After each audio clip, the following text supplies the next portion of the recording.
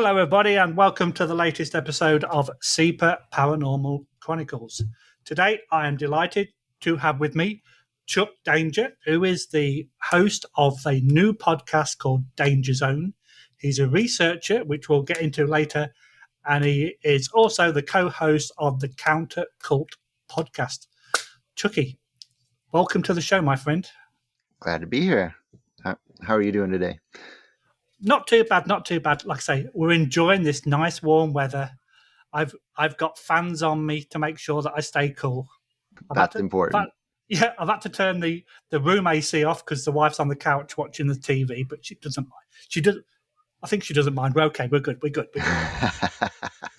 Yeah. Okay. Happy wife, happy life. Exactly.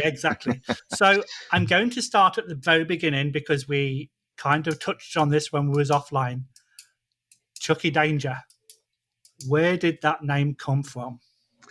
Well, I actually earned that nickname on a job site working in construction, and I was kind of the main guy that did all the concrete pours when we did a water treatment plant in town.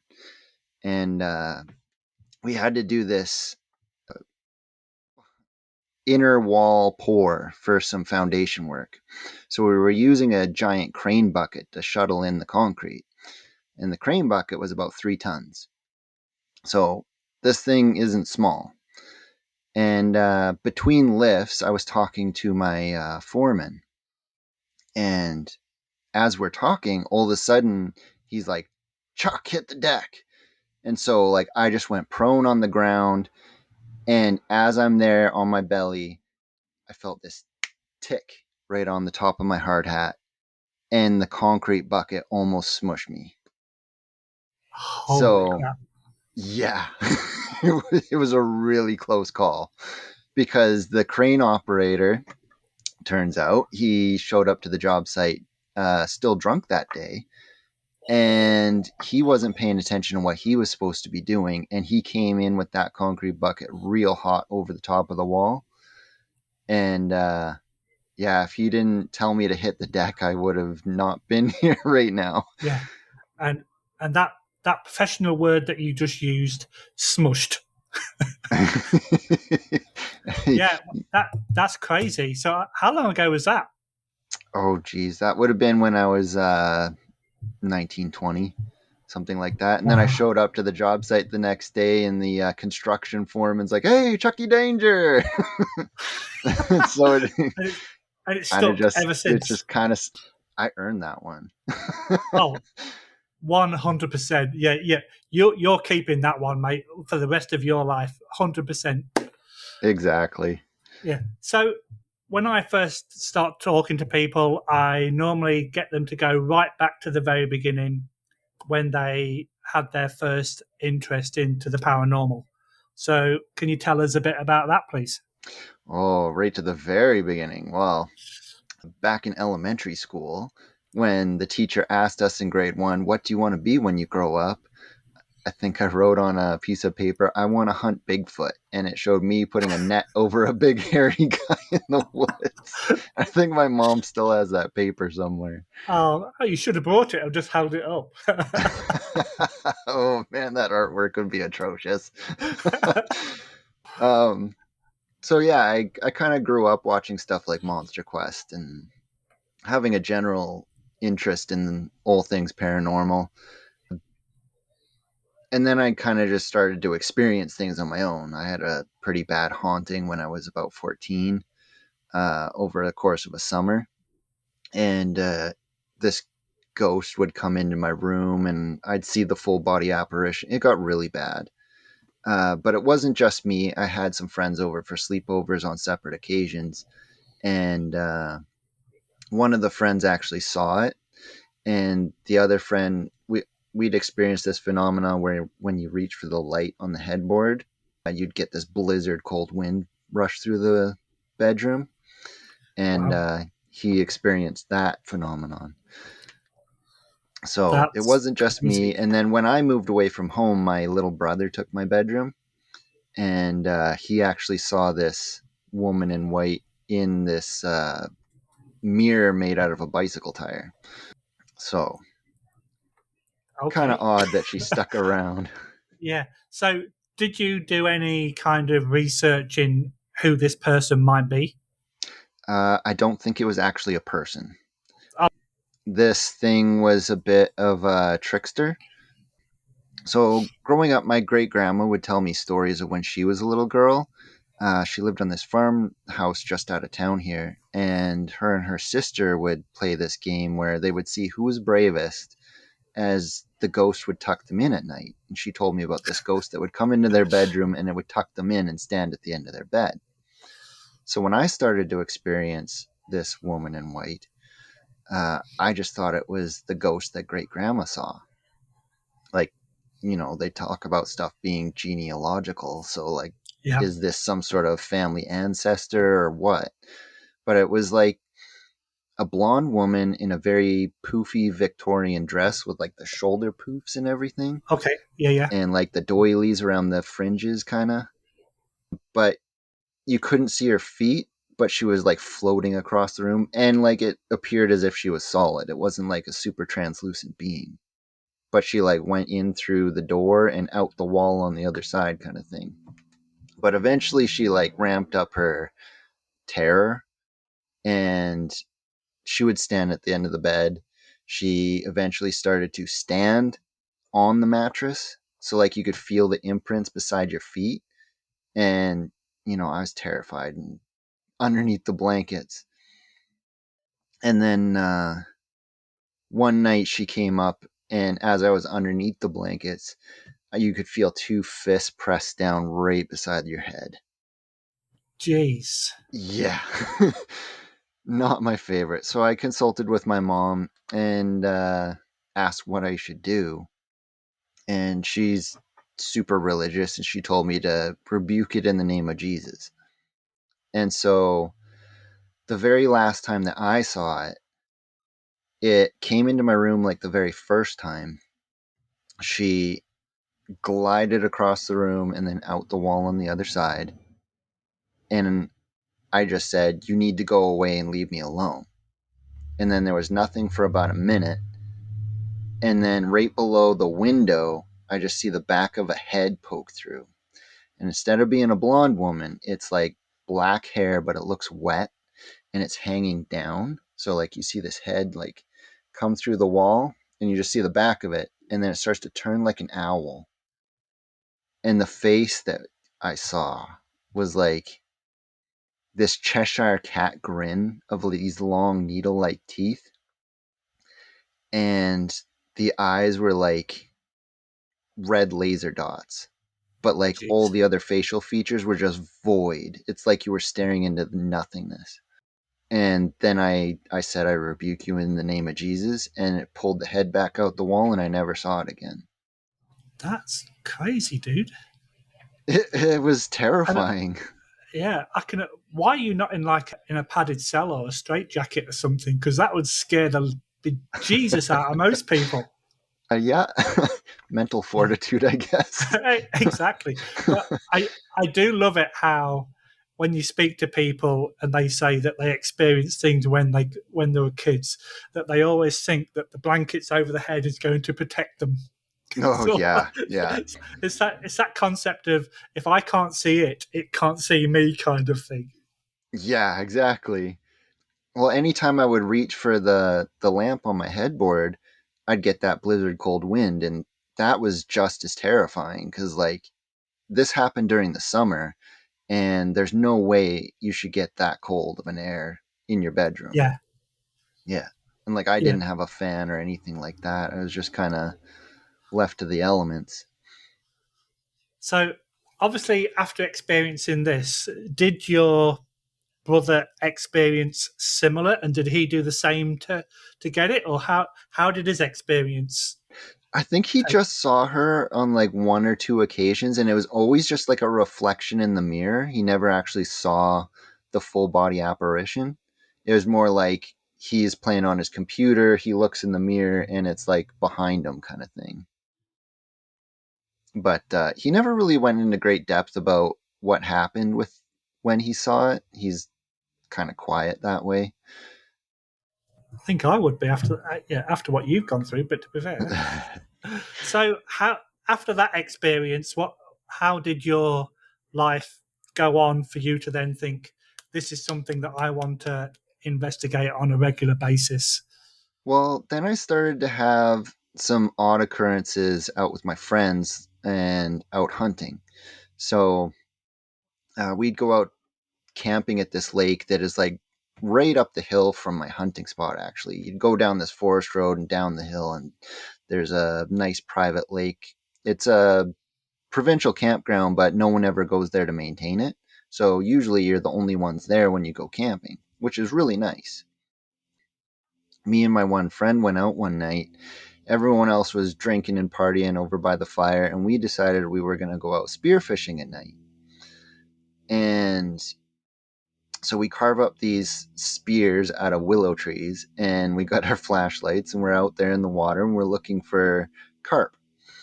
And as we're out there, we're right by a creek inlet that comes off the side of the hill.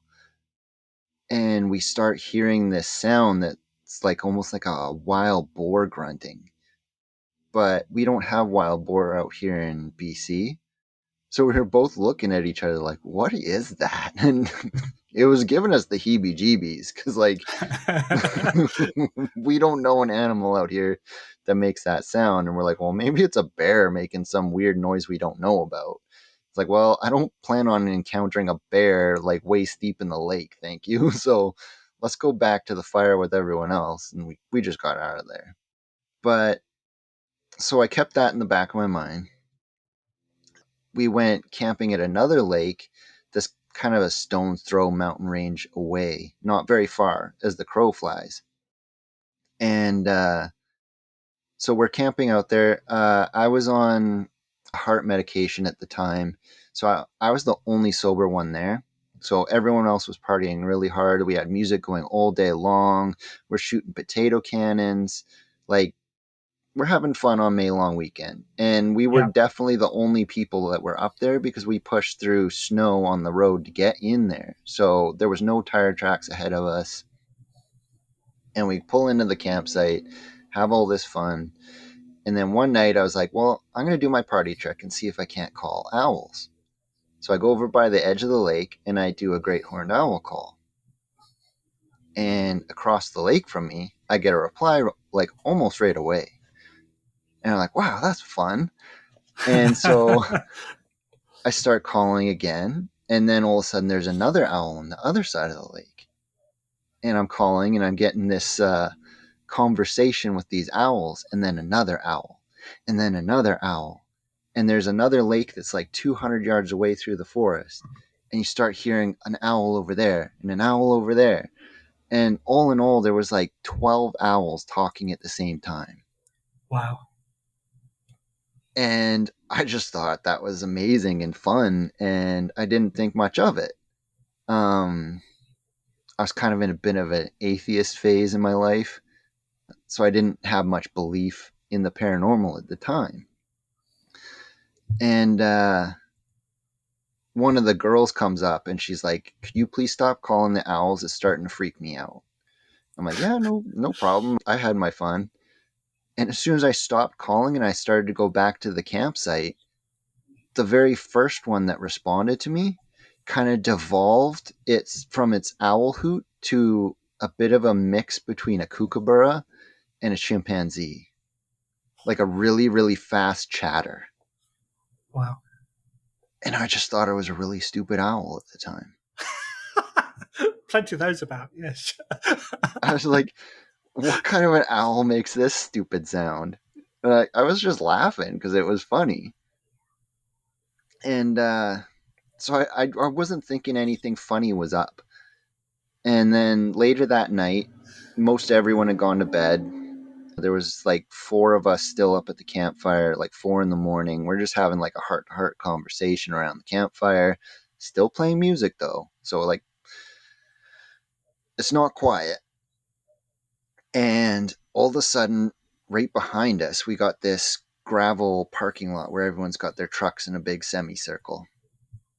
And across that parking lot, we hear running really quickly, and then all of a sudden, just like a, and we grabbed our flashlights. And we're freaking out, and we're looking around. We don't see anything, and it sounded bipedal, and we thought maybe someone was messing with us. So we looked around the campsite. Everyone else was like asleep or snoring, and it was just us. So we're like, well, that was weird. Maybe it was like a deranged coyote or something. So I fast forward to like 2020. I didn't know what a podcast was. I'd always just listen to music. And then I got introduced to podcasts, and I got shown a X-Men podcast. And I was like, well, I'm not really interested in fiction so much. Like, I'd rather like listen to something I'm interested in. I'm like, I always loved listening to Bigfoot stories on like Monster Quest. So let's see if there's a Bigfoot podcast. And then I found Sasquatch Chronicles. And so I really dove into that, and I'm listening to all these different accounts of people's stories. And, you know, I heard stories of people describing Sasquatch sounding like a wild boar grunting. And I was like, okay, well, that sounds like when I was at the lake. And then I hear all these stories about 800-pound owl calls. I was like, okay, that's weird. I didn't know Sasquatch mimicked owls. And then there was one that gave me the chills, because when I heard the guy say it, it was like almost verbatim the way that I described it.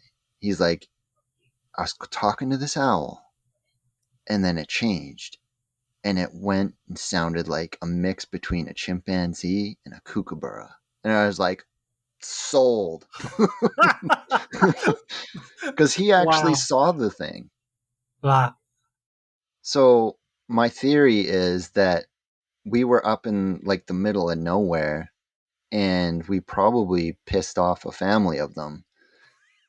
And we got bluff charged in the camp, but never did actually see them. Wow. So, yeah, just crazy. Yeah. It's really funny how you sort of like, you've got your checklist. Yep. Yep. Oh, crap. Exactly. so, Exactly. so I'm assuming that was your first sort of like, okay, this is what I like doing. This is what I'm going to get my teeth into, and this is what I'm going to use. I'm going to do as a hobby moving forward. Would I say that's about correct? It took a little bit longer, actually. So I had a couple more experiences first. I was out hunting, actually, and while setting up for a hunting season, me and my dad, we have this one hillside that we like to hunt. It's extremely steep and heavily forested, so like no sane human really goes in there, because it's hard work. And after it benches off a couple benches, it starts to open up, and you can actually see these well-worn deer trails on the side of the hill. So I went in there with a brand new trail camera. It's my first one that I've ever bought. First time setting it up. I did some research. I find out that bears like to mess with trail cameras because they can smell your batteries in them, and it smells like an ant colony. So I'm like, okay, well, I'm going to set this up so that the bears can't get it, because I don't want to have my brand new camera ruined. So I go to the trail. I set up where there's all this deer sign. I climb the tree, and I angle it down with a piece of wood. So it's like 7, 8 feet up in the air. And I leave it for about a month. And when I come back, the strap that's holding the trail camera to the tree is the only thing that's there. Something had broken the plastic buckle, so it's just hanging on a shred of bark. And I'm like, well, someone stole my trail camera. And I'm mad, right? Oh, for So sure. I'm like, well, maybe it was an animal. I better just do my due diligence and look around. So I start doing a perimeter search and circling out from that tree, up and down the hill. And I find my trail camera, and it's beside a fallen over tree, kind of in a V. So it's well out of sight. And the case had been opened. And the tabs on the side to open up the case to get at the buttons you need thumbs to open. There's no claw marks, there's no scratch marks, but it's open and it's facing the sky. Really weird. So I checked the photos on my camera and it got 4 photos. The very first 2, in the very bottom left-hand corner of the frame, there's just a little tuft of hair, and that's all you see. And then after that is just pictures of sky. So, and it happened the day after I set up the camera. Wow. So it's almost like something came up from behind the camera, grabbed the case, pulled it off the tree, opened it up, and left it off the trail where it can't be observed. Yeah, I'll show him. Pretty much. Were you able to use that camera after then? Was it still serviceable? It works intermediately. So sometimes it works, sometimes it doesn't. I did get some pictures of moose and stuff in another spot with it, but yeah, it seemed like every other time you go to set it up, it would be all screwed up. Which But is I still have it. Kept it as a memento. yeah. This is my first Bigfoot camera. This is my second one in pieces. Yeah. So, obviously, coming from BC, are there many sightings of Bigfoot, Sasquatch, that kind of thing? Oh, yes. I would say it's probably the hottest place in the world for Sasquatch. Oh, right. The term Sasquatch actually originated in BC over by Harrison Hot Springs, where Oh, we right. have Sasquatch National Park. Now, Lots and lots of I was sightings going to over say, there. was the Sasquatch called before, or was the park named after the Sasquatch? I'm sure there's like some very hard to pronounce native names for it. I'm Yeah, not going to try to yeah. attempt. So, once you've got really involved with looking for Sasquatch and you know, the cryptid way of life, Mm-hmm. you then started to look at it from a different angle. Yes, because as I'm listening to Sasquatch Chronicles and I'm hearing all these different stories, everyone wants to like figure out what is this thing, right? And you also see that big divide in the community. There's the flesh and blood camp and there's the woo woo camp, where anything supernatural just gets immediately dismissed. Now, I like to approach it from a different angle, and I like to think, is there a scientific way of explaining this instead of offhandedly just dismissing it? Because I'm sure there's like some logical way of explaining this stuff. And the thing that kept coming up for me that really bugged me was the eye shine and the glowing eyes. And that comes up quite a lot with Sasquatch. And so I started looking around in nature all around the world. Like, is there animals that have this red eye shine? Is there a way that animals can have glowing eyes at night? What purpose does this serve? And, you know, also a lot of these Sasquatch sightings and encounters are happening at night. So why are they out at night and how are they able to see? So, they obviously have a really good night vision. And I started focusing on nocturnal creatures. And I start looking at nocturnal creatures that are in that environment. And I find this really cool UV study on owls. And what they find is if you take an owl from my town, an owl from down the valley south, and you take an owl from up the valley north, and you spread out their wings, and you put a forensic quality UV flashlight on those wing feathers, the banding of those flight feathers will be different depending on the region where they come from. So it really helps them identify where they belong and helps to identify individuals. But they're doing this in flight with only darkness in order to see this, which is fascinating. So they have a whole other way of communicating out in the forest that we can't see ourselves.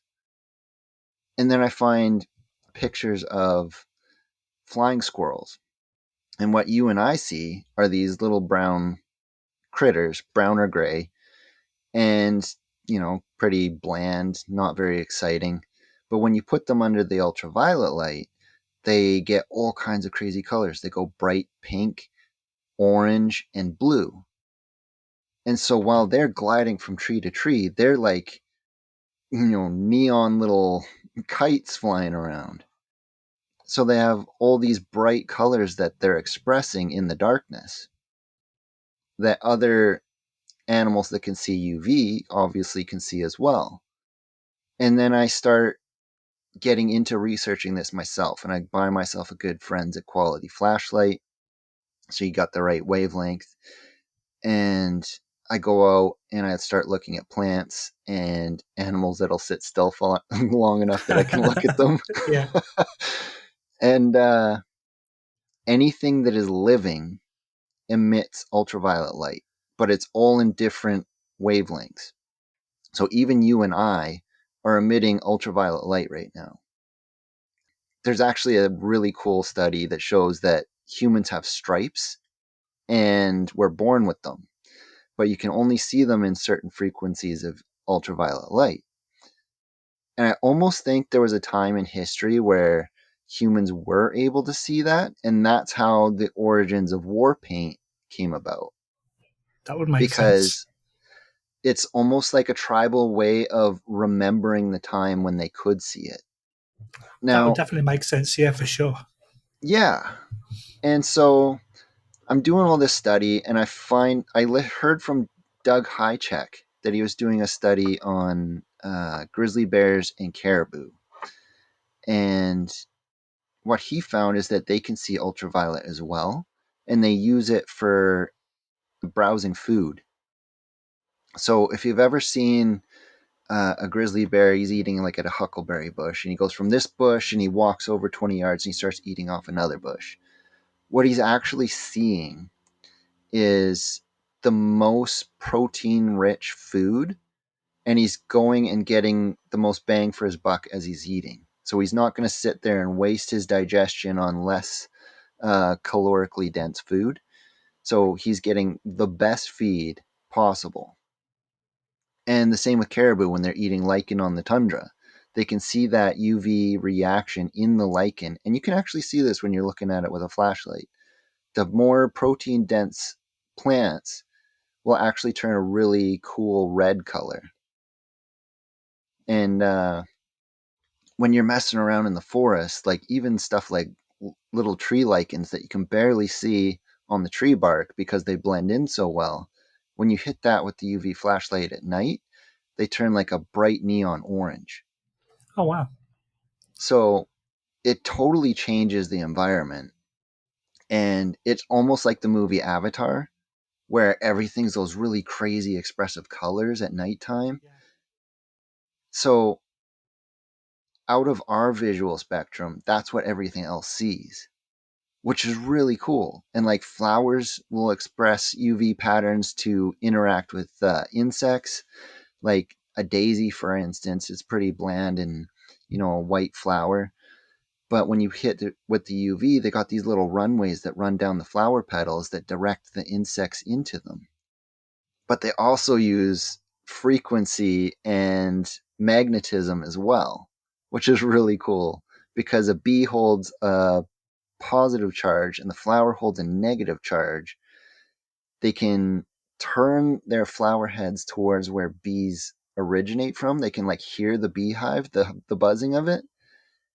And then the bees have a better time at seeing those flower heads. And when they land on them, they swap their charges. So the pollen will jump to the bee. That's how that happens. So as it's getting the nectar, the pollen is actually jumping onto the bee as they exchange their electrons. And so when it flies off, the next bee that comes along will sense that that flower has a different charge. And so a bee's already pollinated it, taken the nectar, so it's not going to waste its time trying to pollinate it. Goes on to the next flower. Wow. Just it's. I love speaking to people like yourself because if I'm if I don't know a lot about a subject and then you just come out with what you've just come out with, I just go, oh, and it's great that like I didn't know any of that existed. But for Sure. you to but for you, yeah, and I think a lot of people are probably in the same boat as myself. But would you say that some of the eye shine from the different animals could be mistaken for a cryptid of some description because people don't know what they're actually seeing? It could very well be, because I mean, you often hear stories of Sasquatch being fully erect and, 7, 8 feet tall. Or you can hear that they're right down close to the ground when they're doing their weird spider crawl. So, could that be mistaken for another critter? Sure. And I've also heard stories of the eye shine on Sasquatch changing color, which I really don't have a good explanation for. Uh, you know, just because you get close on an answer doesn't mean you get the answer. For sure. But I do think they're utilizing the UV spectrum. And I think they use this for gathering food and seeing at night because it's the most optimal spectrum in those low light conditions. We would stick out like a sore thumb just just because we're emitting so much UV light, but so are all Yeah, the other animals that it's hunting. And your clothing matters too, because if it's UV reactive, that could be either an attractant or maybe offensive to them. Don't know. but One thing I find really interesting with Sasquatch is the rock throwing, because that gets reported a lot. And there's certain minerals in rocks where certain ones will glow in the UV light. So they're fluorescent reactive. And this on my neck here, particularly, is called a euperlite. And it looks like just like a granite stone like this. But when I put my flashlight on it, it turns like bright orange, like it's a burning ember out of a fire. oh wow, So if Sasquatch can see in the UV and it's throwing these rocks that are actually UV reactive, they would look like little tracer bullets as they fly through the air. Now, they're never meant to hit us, but they're maybe expecting a different reaction from us. They might just be having fun, really. And especially with like gifting sites, they'll take a gift from a human and then they'll leave something like a rock or a feather or a bone. And feather and bone for sure would be a little bit UV reactive. But if those rocks in particular are the extreme cases of UV reactive, that's sending a different message than, oh, I'm just going to give you a rock instead. It's a higher level of communication. right. And it's interesting that you mentioned about you know the UV that humans and their clothes give off, because if it's going to be offensive towards these Sasquatches, I'm not sure if that's the plural, but it is now. They could also be, telling people to go away by, you know, the throwing of the stones to like I may be able to scare them off, kind of Correct. concept. If I it's mean, a even tent material, it's usually a really bright color to be like all fancy for your campsite and everything. But like they're probably really UV reactive themselves, and that's why they come along and they poke at them and they press on them and stuff like that. Because in a different visual spectrum, that adds another layer of what is this. yeah. So So carry on. I Sorry. think it really just like broadens the world of like how Sasquatch interact with their environment. How much? I know you've mentioned a couple of people that have done research, but is this research getting bigger and bigger with regard to the Sasquatch? This UV theory? There's a very few people that I know of that are actually using UV to do this. I know that Doug Hychek was doing a study where they were trying to get hand oils from Sasquatch on like a rubber ball that they would leave out in a field and have a trail camera by it. And so you got to think like these things are used in forensics. So if we can show a handprint on a wall that's human, obviously it's going to be able to find a handprint on a wall that's Sasquatch. So the hand oils are called sebum, and it is UV reactive. So when you get a story of like a Sasquatch coming up to a house and slapping the wall, Yeah, you could go out with a flashlight, and even though you don't see that handprint with your naked eye, you could put on the flashlight and see where that handprint is, take photos, get oil samples, send it off for DNA kind of thing. that's But you really, mean yeah. you got to do the proper chain of custody. Oh, for sure, yeah. Because yeah, being as a paramedic, you kind of been to a few dodgy locations, shall we say? And if the forensics have been there, they've obviously got the UV, and they can pick up the blood on the walls and that kind of thing. So I think it would be really interesting if we could literally use this technology to go out and just look at it through the entire evening and not take them off until obviously daylight comes, Yeah, just to see what kind of I differences that think we experience. the technology for UV vision is up and coming.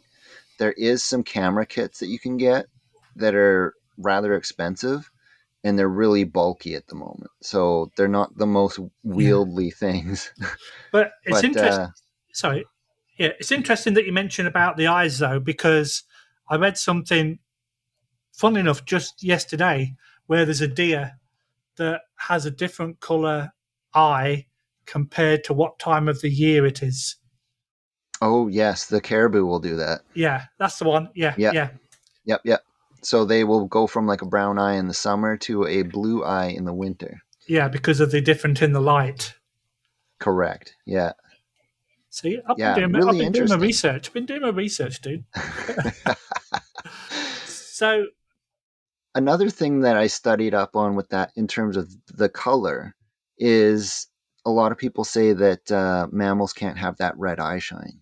right, And that's not true because if you go into other places around the world, there is mammals that express red eye shine, and the tree kangaroo is one of them. So just because we don't have an example of it, like say here in North America, doesn't mean it doesn't exist somewhere else in a really weird creature. So we could just have a really weird creature that has a very unique expression. Another one is the flashlight fish, and that explains possibly how the eye glow works when there's no other source of light, and then all of a sudden you see illuminated eyes that can seemingly turn on and off, is what you get told. The flashlight fish, their eyes can glow too, but what actually is happening is it's not the eye itself, it's the eyelid. And they have a little pouch in there that has symbiotic bacteria that they can turn on and off like a flashlight. So the eyelid itself will glow, bounce that light off of the fish to what they're looking at, and they'll receive that light source into their eye so they can see in the dark. that's pretty cool. So if Sasquatch's eyelids are very much the same, like they got a little symbiotic bacteria in there, they could do the same thing. Low light condition, turn it on, and they can see in the dark. Turn it off, they're hidden again. That is really cool, and it's when you watch some of these nature shows, we're only just learning about the fact that there's you know illuminant coral. There's like you say, the illuminant fish. Oh yeah, Things that we did not know that proverbially glow in the dark actually do, and it's that every day we're finding more and more things in nature that we didn't know about that actually Yes. have this capability. And I think you've kind of you've hit the nail on the head there. What by going down this route, you're opening up a whole new channel of investigation. Just to Yes. It's doing that. It's broadening your horizons to see how the environment actually works and how it actually interacts with each other. I mean, birds have such expressive ways of communicating with ultraviolet. I mean, there was just a new study on peacocks where they're finding that they can actually focus light on the eyes spots of the peacock's tail, and they can turn it into a laser beam. And it's not like the laser like you and I think. It's purified light of a specific color in a very tight band. So it'll take the green light, focus it, and as it's shaking its tail feather, like you see when they do their little yeah, tail yeah, dance, yeah. it'll be like a laser disco show. And for the female that's watching this. And so another thing that happens when they're shaking their tail feather is it actually creates an infrasound. So you're getting sound and light effect, which is really cool. Yeah. And it's funny you mention infrasound because that's something that can cause people to have hallucinations. But the technology that we're looking into with regard to infrasound is only just coming out. Yeah, Yeah. Yeah. I mean, infrasound's another really tricky one because, that's looking in another whole frequency. yeah. And they're finding that a lot of large mammal species around the world, the largest of their genus, all use infrasound in order for communication. Elephants do it in a really incredible way where the matriarch of the herd will go on ahead to look for water, and through infrasound, she's miles away from the other ones. She can grumble out this message saying, water's over here. And that sound travels such a long way because it's such a low frequency that it has a long distance that it can travel. But the elephant isn't actually hearing it with its ears. It's picking up the sound with the pads of its feet, and it's hearing through its feet. Like it's one of those moments again where like, what? That is. I wonder how they actually found that out though, because that's mind-boggling. It is. It is. The loudest animal on the planet is actually a really tiny fish, no bigger than the tip of your pinky. It can click at such a high uh, infrasound that it's inaudible to us, but everything else around can hear it. So when they started filming wildlife with these different audio capture methods, they found out that fish are actually very quite noisy. Wow. And they're constantly talking and clicking, and they make these weird chirps and stuff like that. So like they have their own languages. They're not Yeah. just these silent little things flittering around in the That water. They people, got yeah, that people, language. yeah, that people think, yeah, because infrasound, if please correct me if I'm wrong, is anything below 20 megahertz. That's about, or is I that can't was that remember human, offhand or is that human what the hearing? range is. But yeah, because infrasound goes below human hearing, and I think it starts at Yes, something like 20 megahertz. I think, and ultrasound is like way above. yeah, Yeah. man, So yeah, animals can utilize both. And what we hear in an animal call might only be part of what the animal actually sounds like, because if you add in those other frequencies, it might be a totally different thing. and to think And I how mean, much we could hear if we could hear ultrasound and I think it would be infrasound. really cool if people could invent audio capture methods for totally different bandwidth, like gamma, and like we use radio waves and everything for ghost hunting when we use spirit boxes and stuff. But like, what if it's a higher frequency being, and so it's sitting like way up in the high frequencies, like gamma radiation or around there?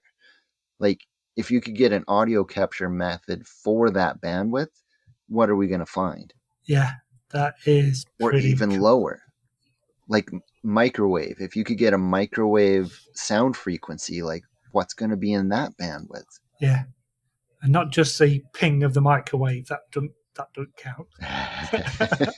Nope. Still going to be cold in the middle. Exactly. Yeah. Exactly. So anybody that has an interest for uh, cryptids, and in your case, yeah, mainly the Sasquatch, I have a question that I ask them, and I'm always intrigued on what people actually provide as an answer. So, if you could categorically prove the existence, yeah, face to face contact with a Sasquatch, would you make it public or would you keep it to yourself? Hmm. I mean, that would be circumstantial, I think, but most likely go public with it in the best way that you can do that without it being covered up. Yeah, yeah. Well, it was really weird because the answer that I got from this guy that I interviewed a few months ago was I would release the evidence but not provide the location Oh, sure. because obviously, yeah, as well as I do in this day and age, as soon as you gave the location, every man and his dog would be down there, trying to hunt it, and there'll be like trucks and Sure. film crews and everything. Like I said, most of the time when I'm out, I'm in my hunting spot and I don't want other people in my hunting spot. Absolutely, absolutely. Well, yeah, Like go on, carry on. Sorry. 2 years ago, I was out sighting in a gun rifle. I had ordered it online. It came in the mail late, so I was actually sighting in during hunting season. It was October. And at the time, I was working 4 10-hour shifts, so I had Fridays off. So I went out on a Friday and I was respectful. I let the morning hunters have a fair shot before I went out and started sighting in. So I went out about 11 o'clock and I set up my cardboard box and I'm plugging rounds into it, into this hillside. So I know where my bullets are going and they're not going stray, they're just going into the side of the hill. And as I'm shooting, I look up at the top of the hill and I've shot like 12 rounds or so. And there's a big cedar tree that's just whipping back and forth, like really violently. And it's not a windy day. It's like dead stone still out there. And I'm like, whoa, what is that? Because like where this was in an old cut block. It's a bit grown over, and there's no road where this was happening. I'm like, well, no sane animal is going to be coming in when I'm shooting a 30-06 and I've plugged that many rounds into my target. Like, what's happening here? And it gave me the heebie jeebies. You get that a So lot. You even get though I that was a lot. holding,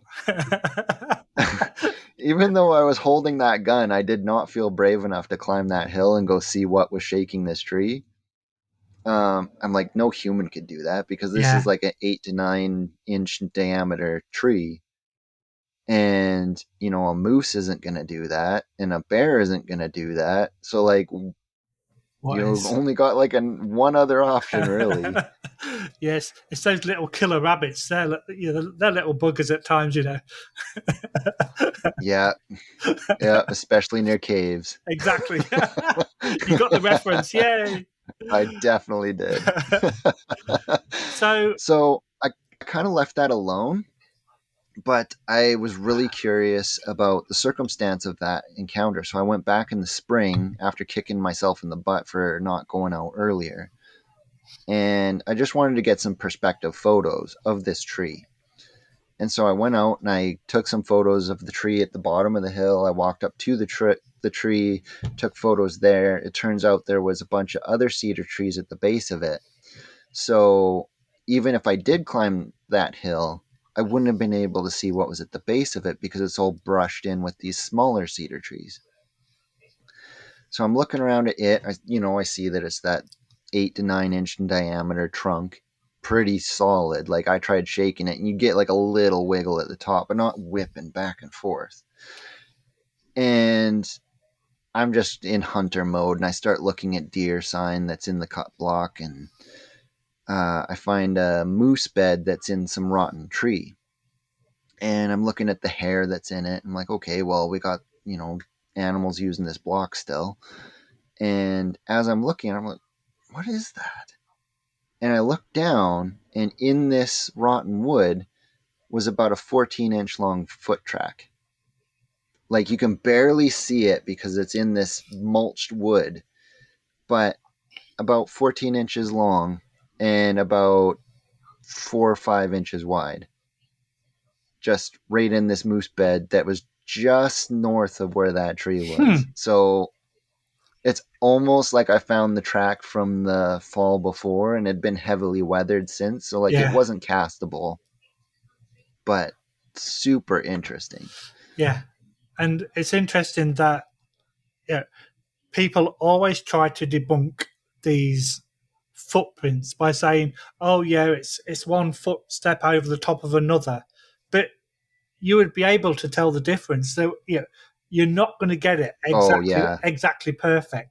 So you'd be able to see some deviation of the, even if you did cast it, to see that, oh yeah, I can see that this is two different footprints rather than one 14-inch by 5 footprint. Yeah. Yeah. And like, I've seen a million bear prints. I know the difference of a double step and what I saw there. Yeah, Another really interesting thing that I found that I've never heard anyone talk about is browse levels. So when you're out in the wilderness like that, you can see the different feed levels of like what deer are feeding on.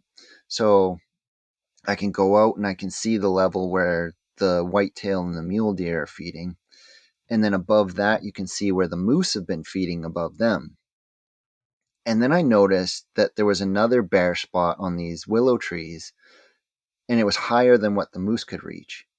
But it was a little bit different because, like, when the deer and moose browse, they chew off the ends of the branches, and you can see that nibble mark on them.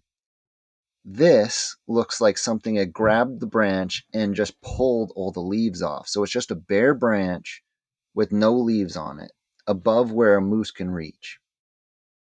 So I think they're feeding on these willow trees just like the deer are, but they're doing it in a different manner. yeah, that that's crazy.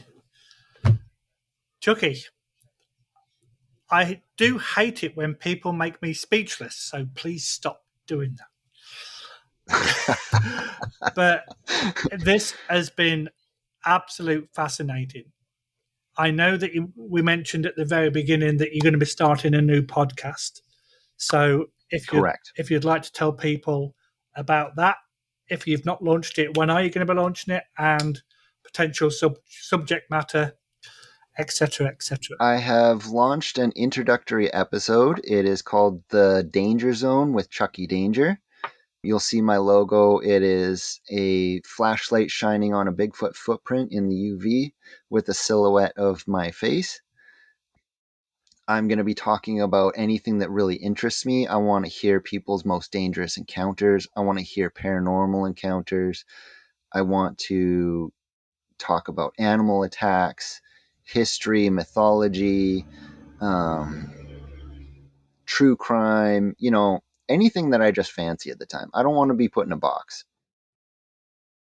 Okay, and what's on the horizon for Chucky? I just escaped death danger.